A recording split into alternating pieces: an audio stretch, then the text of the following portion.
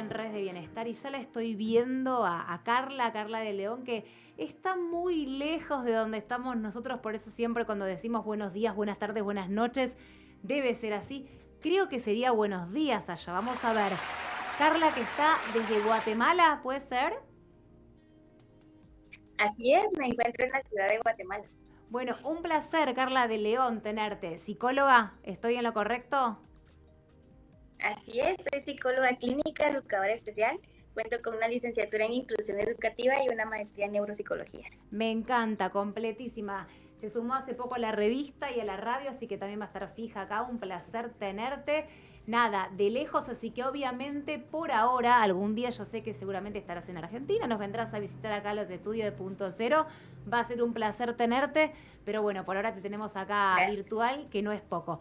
Vamos a hablar con vos de qué es un diagnóstico neuropsicológico, ¿sí? Que me parece bastante Claro, así interesante. es. Vamos a Dale. estar contando un poquito acerca de también el artículo que escribí, ¿verdad? Sobre qué es el Exacto. diagnóstico neuropsicológico en la vida de, pues, de un hijo o una hija y Ujú. cómo afecta el área emocional en los padres. Bien, bien.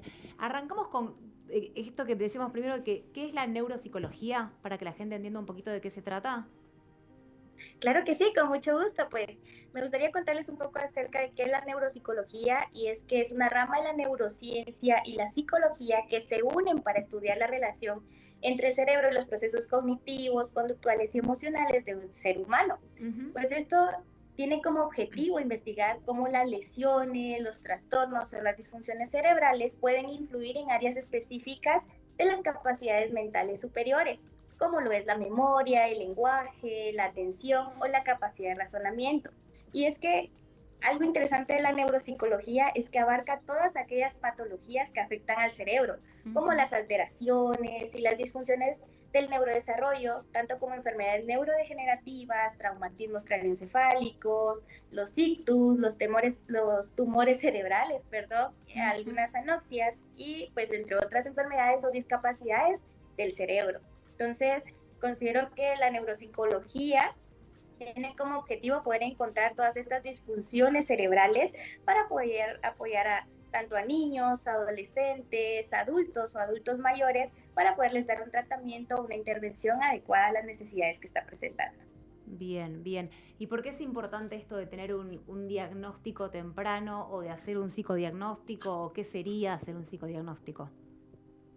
Claro, es que aquí lo que viene, lo importante es conocer qué es lo que está pasando, no Ujú. importa la edad, ¿verdad? Porque hay Bien, pequeños, hay adultos, adultos mayores, para ok. poderles dar un acompañamiento adecuado, ya que en ocasiones vemos que a veces los papás dicen, es que mi hijo no puede, o mi Ujú. hijo se frustra fácilmente y no logra Sí, hacer las cosas.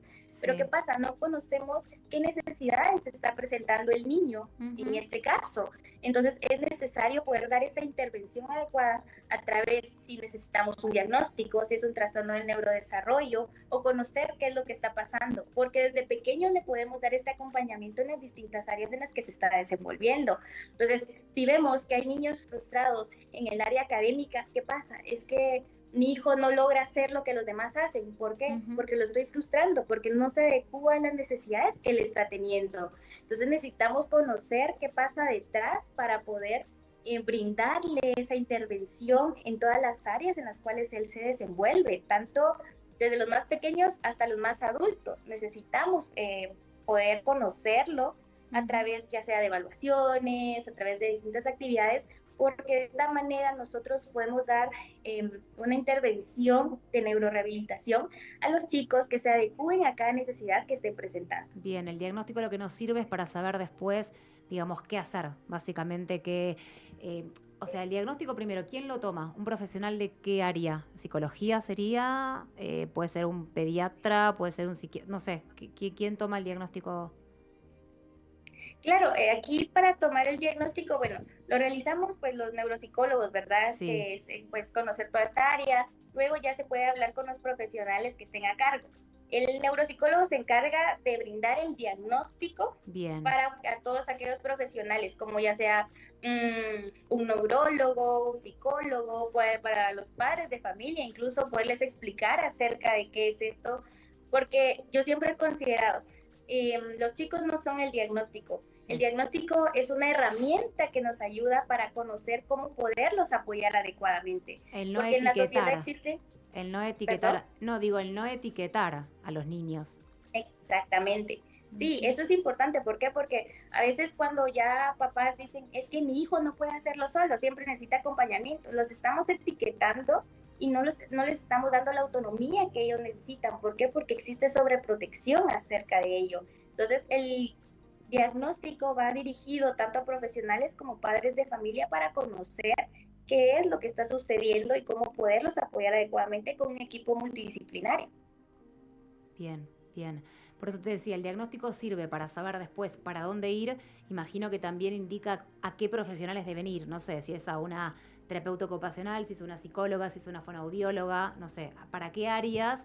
¿Y cómo impacta en los padres este diagnóstico? Porque siempre que uno no quiere etiquetar, por un lado, lo cual lo hablamos un montón en la radio y es súper válido y es importante decir, un hijo no es un nombre, una etiqueta, pero está ese doble, esa cosa finita que se necesita a la vez ese título para poder saber para dónde ir, ¿no? Porque uno como padre, madre necesita, y como profesional también, tener ese título para saber qué hacer, pero a la vez no quedarse con ese título como que mi hijo es TEA, mi hijo es, no sé, trastorno oposicionista, mi hijo es, no sé, lo que fuere, ¿no? Entonces digo, ¿qué le pasa a los padres cuando llega este diagnóstico? Claro, y es que una reacción natural de los padres es la negación. Es, mi hijo no tiene esto, claro, porque mi hijo es el mejor o mi hijo no lo va a definir usted con un diagnóstico. Entonces, ¿qué pasa? Que los padres también atraviesan un duelo donde, según una autora, Roble Cos, ella indica que los padres atraviesan cinco etapas. Un duelo no solo es cuando fallece una persona, sino lo atravesamos en distintas fases, como por ejemplo lo es la pérdida del trabajo, el recibir un diagnóstico, la muerte de un ser querido. Entonces, en todas las áreas podemos atravesar un duelo. La negación. Lo primero que los padres es, no, es que mi hijo no tiene eso, mi hijo no, ¿qué pasa aquí? Necesito otro diagnóstico, que se lo hagan de vuelta. Otro profesional. Sí.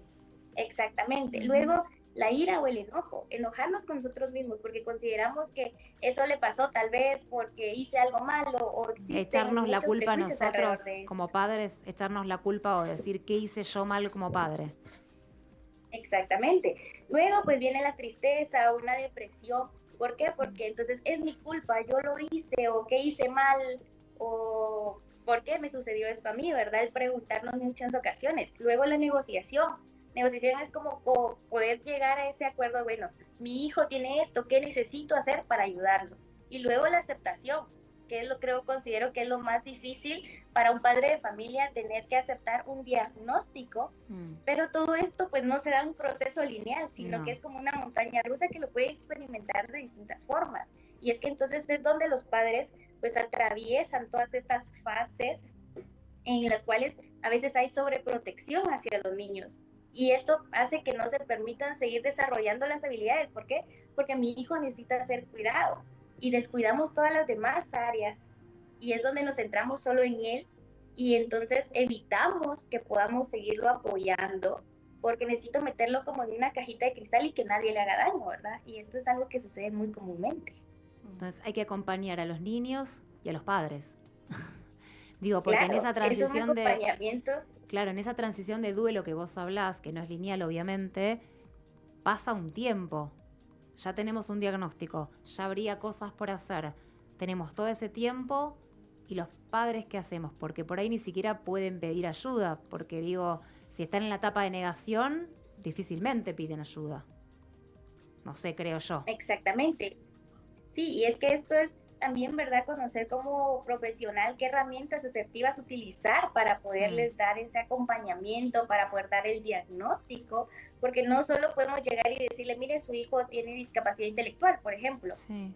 Un padre se va a cerrar y va a decir, mire, ¿qué es eso? Explíqueme. Entonces necesitamos como profesionales también tener esas herramientas para poder dar el diagnóstico de una forma adecuada. Claro. Y no solamente decirle, mire, su hijo tiene esto y lo etiquetamos así y así. Claro que no. Y el ahora hágase cargo usted con como usted lo mencionaba también, es poderles brindar esa herramienta para que ellos sepan cómo crear las intervenciones adecuadas y en cada contexto en el que él se desenvuelve.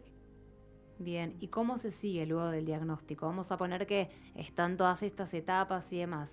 ¿Cómo se sigue? ¿Qué hace el profesional una vez que transmite el diagnóstico? ¿Ahí termina el trabajo del profesional? ¿Sigue? ¿O cómo siguen los padres? ¿Cómo sigue ahí? Claro, como profesional, yo pues me dedico a la evaluación, Ujú. entonces evaluación y diagnóstico. Luego también está la neurorehabilitación, que también puede ser brindada, bueno, que es brindada por los neuropsicólogos para poder conocer y crear el plan de intervención en las áreas que el niño esté presentando dificultad o que tenga bajas.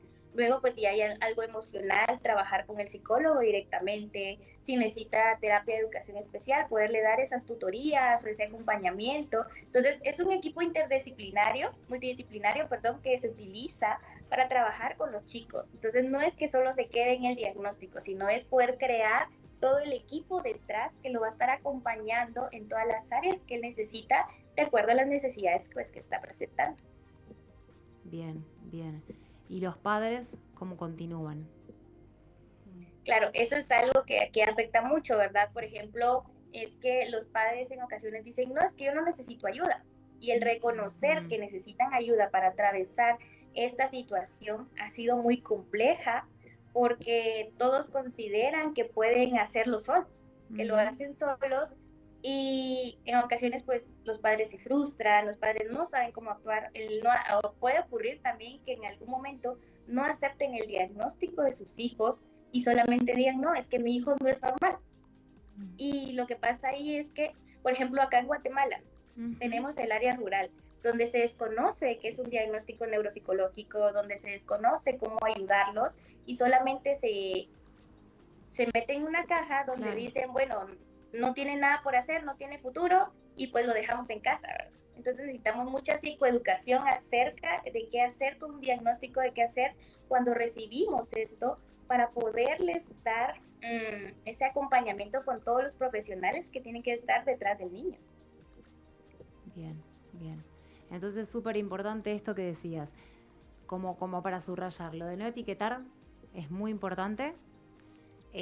Otra cosa Claro. que resalto también es esto de cómo doy el diagnóstico, ¿no? Viste que lo tengo que dar, sí, pero cómo lo doy, ¿no? La empatía de escuchar a esos padres, que por ahí los padres, no sé, se me ocurre que alguno lo niegue, se te ponga a llorar, te diga no puedes. Digo, esto de sostener también, de alojar a esos padres que están escuchando algo que no se esperaban, de explicar, no solamente tirar un título, sino explicar de qué se trata, de a lo mejor, no sé, derivar a quieran o no, no importa, que después vean, pero derivar a algún profesional de que ellos puedan tener su espacio para poder charlar ellos esto que les pasa y que puedan continuar ellos con algún lugar de escucha para ellos me parece fundamental, más allá que en un espacio de duelo haya esto, ¿no? Negación y demás, creo que está bueno que puedan tener un espacio de escucha, eso me parece fundamental, y que sepan que vienen estas etapas y no sé si uno se lo puede transmitir, se lo puede decir, no sé si es tu lugar como profesional hacerlo, desconozco eso, pero es como, sos como la cara visible que hay entre medio en lo que van a hacer después y en los que hicieron, estás como ahí mediando. Exactamente, y es que pues esto viene, es un paquete, ¿verdad? Donde viene muchas sorpresas, digámoslo de esta forma, porque no sabemos cómo va a ser la reacción de los padres, cómo van a actuar frente a esta situación. Y es que sí se les explica al momento de darles el diagnóstico sobre qué es, se les da psicoeducación, a veces sobre el trastorno, la disfunción que esté presentando, porque es necesario que ellos también aclaren todas las dudas que suceden, que tienen detrás. ¿Por qué? Porque en ocasiones nos quedamos como quietos o decirlo, ¿y ahora qué hago? ¿Para dónde agarro? ¿Para dónde voy? Y a veces suele pasar que muchos echan la culpa y dicen, no, es que es mi culpa, no he sabido ser padre. Entonces es como darles el acompañamiento, las herramientas y decirles, no están solos, porque realmente no están solos. No se acaba el trabajo del neuropsicólogo ahí de decirles, mire, aquí está su diagnóstico, usted vaya y vea qué hace, ¿no? Es darles el acompañamiento necesario a los padres en todo este proceso también. Claro, llega un punto donde hay un límite, ¿verdad? Que nosotros decimos, bueno, aquí necesitamos que ustedes aborden y sepan cómo trabajar también con otros profesionales, porque es como darles una guía acerca de lo que deben hacer o cómo deben abordarlo, pero nunca dejarlos solos, sino aclarar Porque las dudas, no es aclarar todo lo fácil. que se vaya a presentar. No, no es sencillo. Te dan un diagnóstico de un niño o niña y decís, ¿y ahora qué hago? Bueno, ni hablar, no sé cómo será en Guatemala, pero acá en Argentina, cuando es un diagnóstico que tiene una discapacidad, te tiran que hay que sacar un CUD, que es Certificado Único de Discapacidad, y es un mundo entero nuevo. No sé cómo será ya, pero es todo un tema. Y un montón de pasos y no sabes ni por dónde empezar y más o menos no sabes ni cómo te llamas en ese momento. Es como, ¿qué hago ahora con todo esto? Y te explican que los beneficios, que esto, y la verdad es, y tenés un elefante arriba de tu cabeza. Porque en el medio de todo eso, de todos los trámites que tenés que hacer, de la burocracia que hay, está tu hijo, con lo que le pasa. Entonces no te puedes olvidar de tu hijo, más de todo lo que tienes que hacer para ayudarlo, para acompañarlo, y todo demora tiempo y todo lleva tiempo, entonces es como mucho. Y en el medio estás vos con tu angustia, con tus miedos, con cómo le ayudo, con cómo hago, con cómo no me desarmo ante él, cómo no le manifiesto mi angustia, mis miedos, mis inseguridades. Y bueno, y también aparte padre, madre, soy humana, digo, no me olvido de eso. Entonces, no es sencillo. Exactamente. Y es que algo que ha afectado muchísimo también es poder romper los estereotipos que tiene la sociedad. ¿Por qué? Porque entonces es donde más prejuicios existen. Sí. Y entonces lo que hacemos es crear dificultades para los chicos. ¿Por qué? Porque, por ejemplo, acá en Guatemala hay mucha dificultad todavía en conocer qué es la discapacidad intelectual, cómo poder abordarlos, que si hay colegios inclusivos o mi hijo no puede hacerlo. Entonces existe todavía un gran muro detrás de toda esta población para poderlos ayudar. O aparte que, o a veces los servicios son demasiado caros. Claro. ¿Y qué hago? Me frustro como padre, no sé cómo ayudarle. ¿Por qué? Porque no hay un centro donde yo pueda llevar a mi hijo y que lo apoye adecuadamente. Entonces creo que es ir creando las brechas de oportunidades para todos. Ahí para que hay, todos podamos tener el acceso. Allá en Guatemala hay escuelas inclusivas, pocas, muchas, ¿cómo es esto? Ya cerramos, pero quiero saber eso. Claro, es un tema muy complejo todavía. Está todavía creándose la inclusión en los centros educativos. Sin embargo, todavía es un tema muy tabú acá en Guatemala acerca de ello. Mucha diferencia con, claro, acá en Argentina ya estamos en otro nivel, claro. Desde eso, ahí todavía falta muchísimo, entonces, claro. Para los padres es como, todavía queda mucho más afuera. Exactamente, creo que todavía hay mucho trabajo por hacer alrededor de todas estas poblaciones, para poderlos apoyar, para poderles dar el acompañamiento necesario y también para poder acompañar a los padres adecuadamente. Perfecto. Bueno, Carla, un placer tenerte súper clara. Vamos pensando tema para la próxima. Muchísimo por hablar. Decinos dónde te encuentra la gente. Decinos tu Instagram, donde quiera, lo que quieras contarnos. Claro, me pueden encontrar en Instagram como @psico_argentina, que es mi segundo nombre. Luego, pues tienen mis redes sociales también que aparecen en la página de Somos Infancia. Y aparece mi número celular, mi correo electrónico, donde pueden encontrarme y contactarme y con mucho gusto poder acompañarlos, aunque sea de forma virtual, pero podemos trabajar. Me encanta. Sí, cuando decís Psico Argentina, yo cuando lo vi dije, esta mujer es argentina, no entendía nada y después vi que era tu apellido, así que ahí caí. Bueno, un placer tenerte, conexión espectacular, lejos pero cerquita. Infinitas gracias por estar, hermoso fin de semana y nos vemos un viernes del próximo mes. Igual estamos en contacto. Claro que sí, muchísimas gracias por la invitación. Feliz día. Gracias a vos, igualmente. Vamos, Diego, un cortecito y ya seguimos con más programa. Acompañan en este programa Alejandro Juroxco,